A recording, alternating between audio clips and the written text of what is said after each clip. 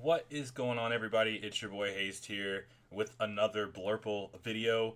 I've heard a lot of people that have just started picking up Blurple have some issues with playing against Ruby Sapphire or Red Blue. You know, they say this is a hard matchup for us and I'm just having a hard time navigating it.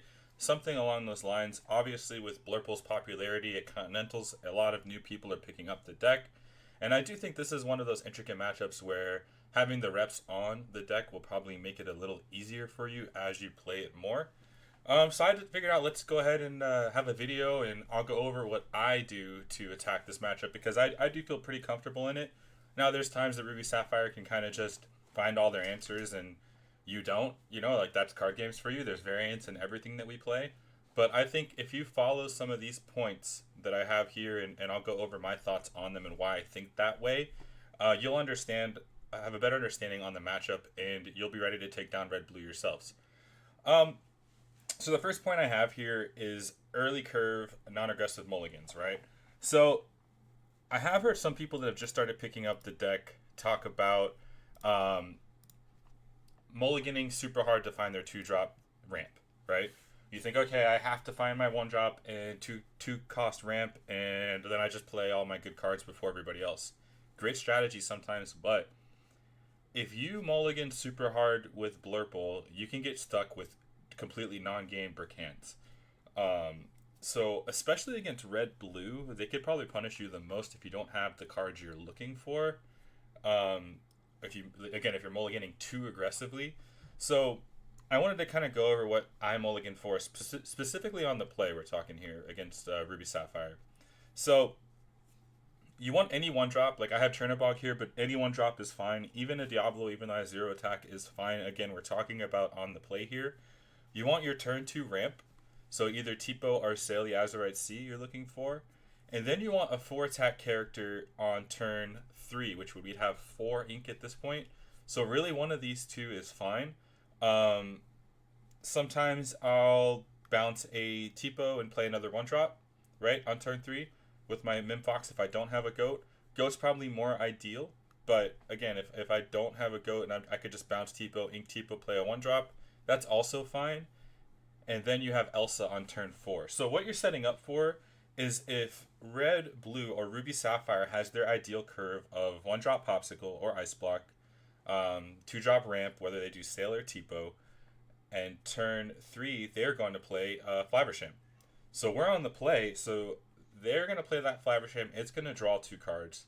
We need to make sure that we banish that Flaversham before it draws 4 cards, right? Like that, in it of itself, is one of the biggest things you can do against Ruby Sapphire. It neutralizes them and makes their game a lot harder because they're not anticipating you always answering it, and it becomes a little harder for them if you do answer it because they're expecting to draw in to some of their answers. You know, a lot of times you'll see them kind of ink bigger cards in the beginning of the game because like I'm going to draw the rest of these cards. I have to be able to play my early curve out.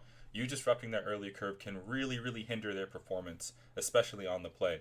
When I'm on the draw for mulliganing, I'll probably look for a little more draw cards. So you're, and even keeping like a friends in a hand like this. I mean, obviously we would keep one drops. We would keep our 2 cost ramp. Even extra 2 cost ramp is fine because you're just going to ink it anyways. And then we have our 4 attack. So you still want to have that 4 attack character on the draw because although we can't stop Flaversham before he quests, we still need to be able to banish him as soon as he does quest. And we're always anticipating them playing that line. So if you're on the play and you notice that your opponent didn't ramp, that could change your line completely, right? So instead of playing a 4 attack character, maybe you play a genie or a rabbit. But then you need to make sure that you have enough attack to banish the Flaversham when it comes down if they did miss that ramp.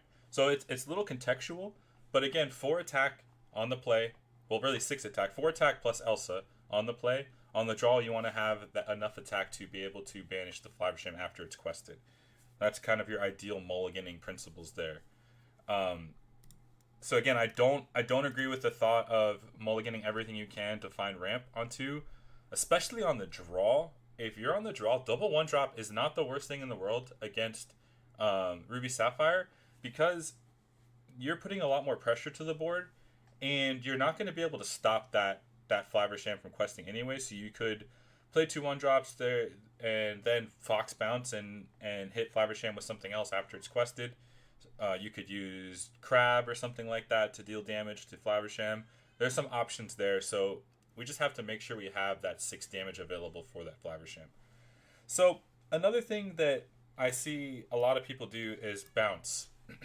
Using their bounces for rabbits and things like that, especially players that have come from a red-purple background that move into a Blurple. Um, in this matchup specifically, bouncing rabbit isn't the worst thing in the world.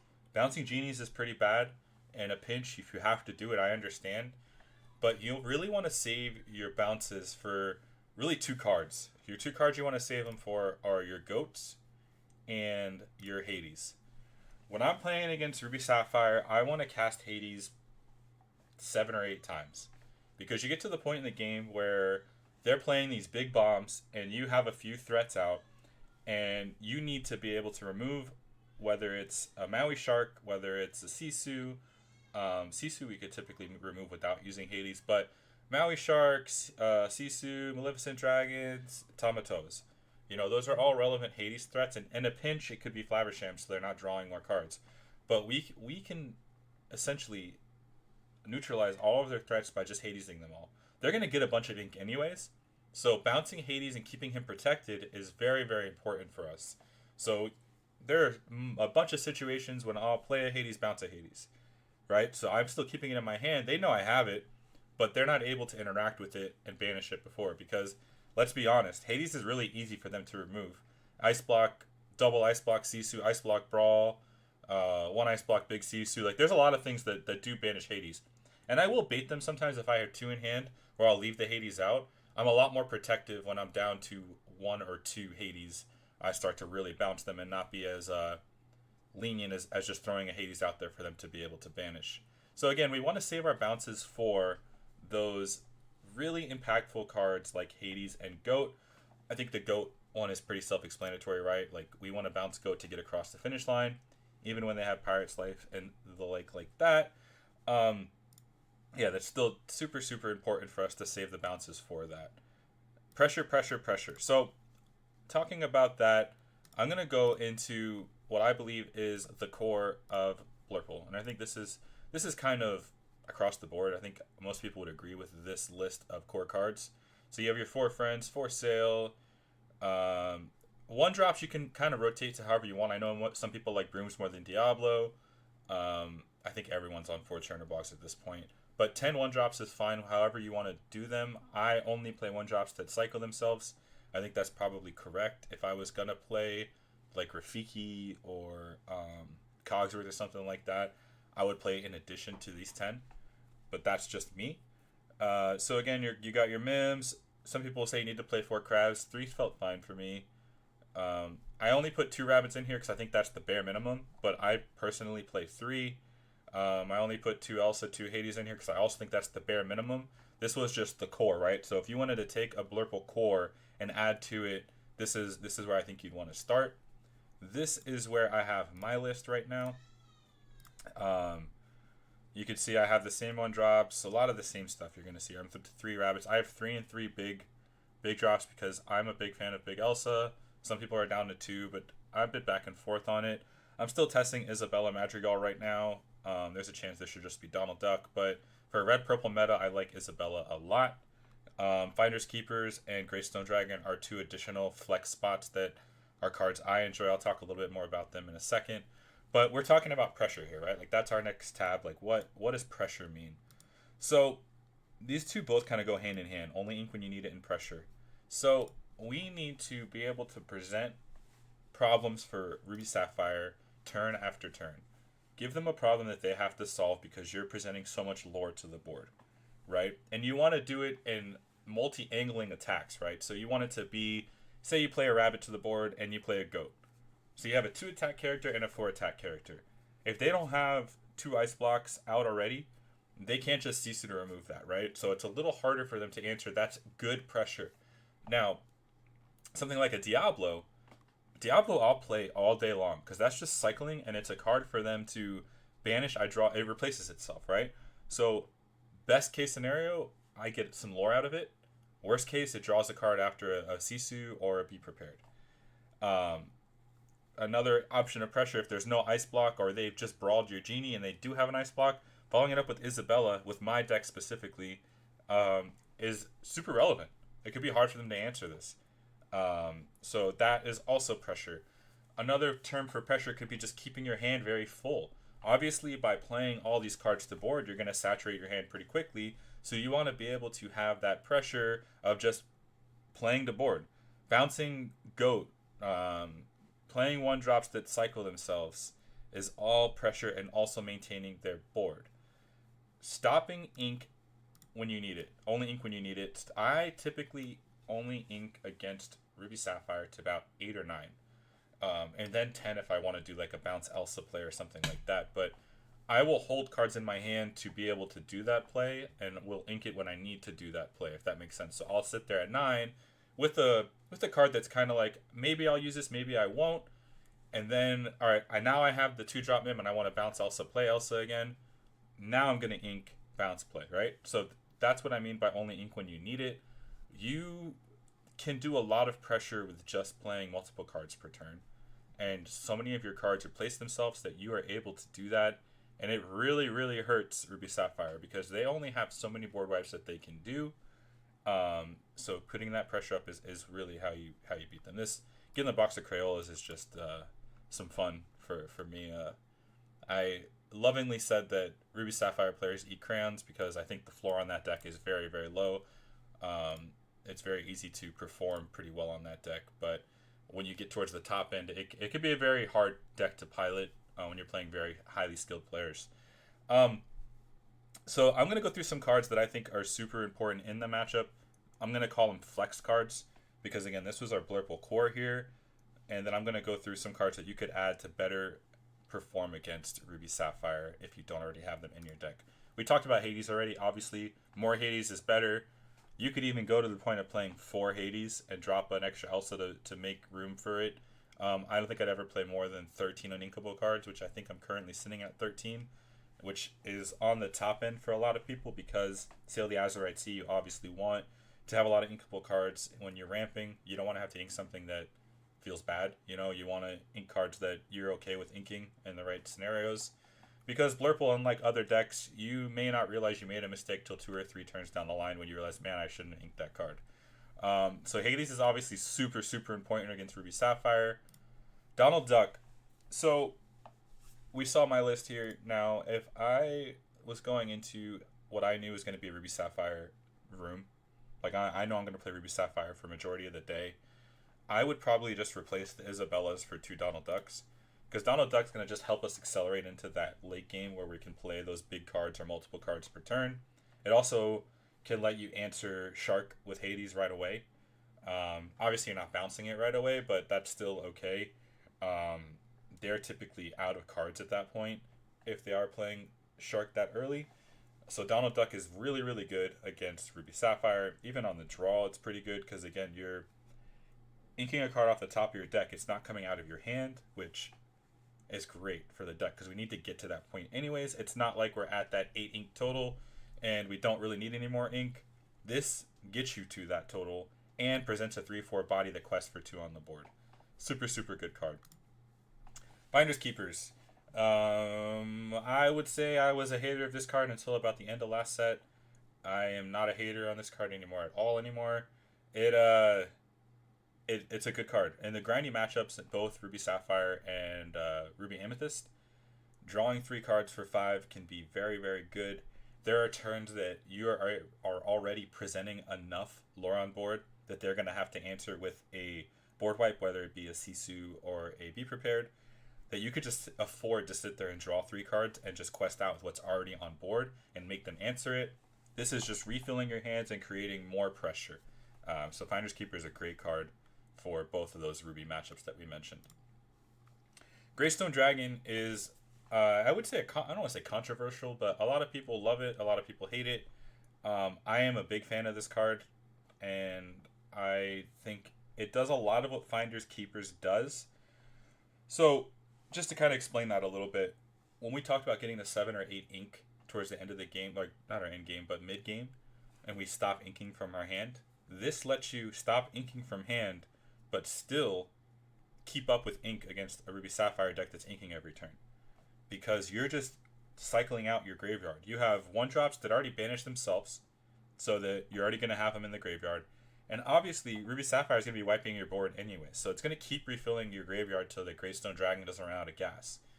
Now, everything that comes off the top of your deck is being played. It doesn't need to be put in the inkwell.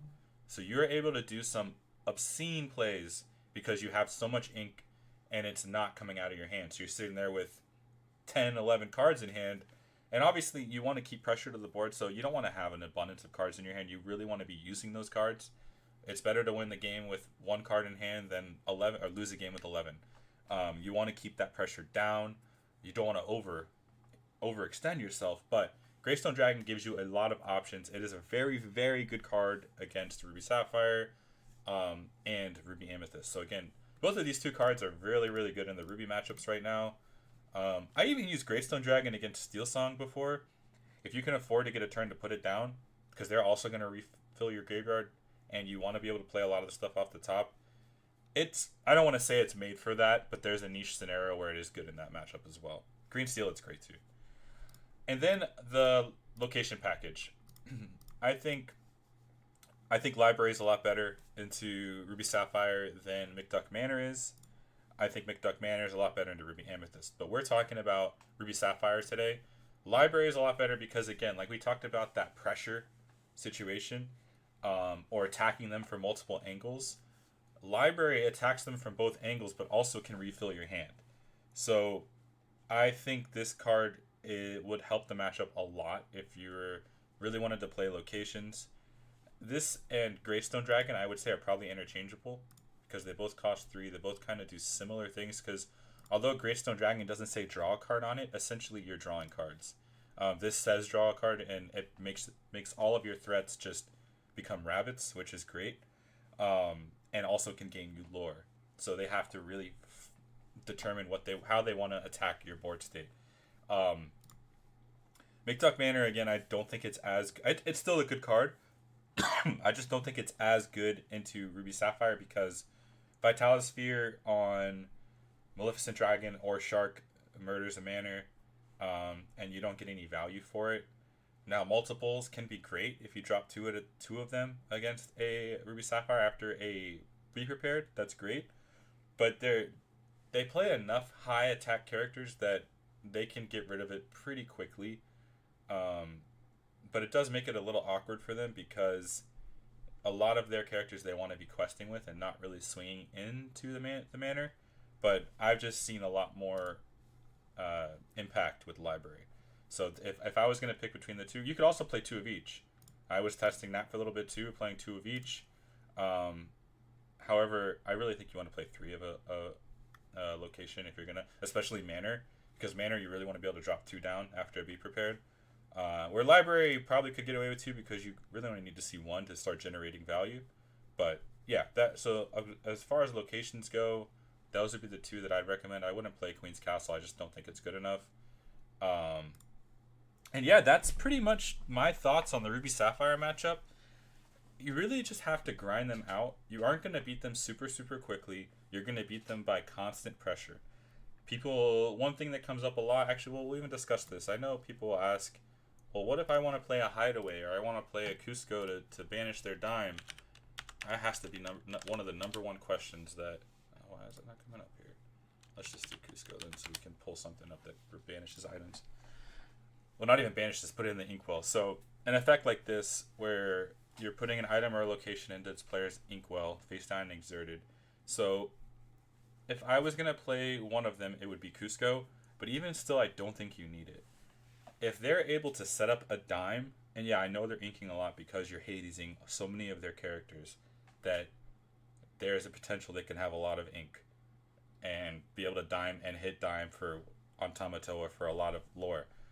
The game shouldn't go that long. If that's the case, you still want to be pressuring enough to where if they take a turn off to dime, you are punishing them so hard that they can never gain the tempo back. Whether you're questing with a bunch of characters, whether you're goat bouncing, playing a big threat down, there's a lot of options there to where you shouldn't give them the time to be able to play that dime. time to dime. And I honestly think that that's why you're seeing so many Ruby Sapphire decks start cutting dime, because this meta is very fast. They don't have the time to really set it up. They just can shark and gain enough lore that way. So that's why we need to have Hades for sharks available. So that would be my final thought on it. You know, I feel very comfortable in this matchup. I know some people think it is borderline unwinnable for them as a Blurple player, and I just would give you encouragement to maybe take some adjustments in the lines you're taking, because I've seen pretty good success with it. One of my testing partners, you know, Joey, plays a lot of Ruby Sapphire, so I've gotten a lot of practice against it as well. And Ruby Sapphire was so popular last set, and it didn't change too much from last set to this set. So yeah, make your tech changes. You know, like I said, this is the core. Add 7 cards, whatever 7 cards you want to add to it, and go win some set champs. You know, go beat those Ruby Sapphire players, and do it for Blurple. And if you do that, make sure you comment below or comment on my Twitter, whatever it might be, and let us know that you won your set champs because of this video, whatever. Like and subscribe for more, and we'll be having a podcast coming up here as well. All right, guys, take care, have a good day, and enjoy each other.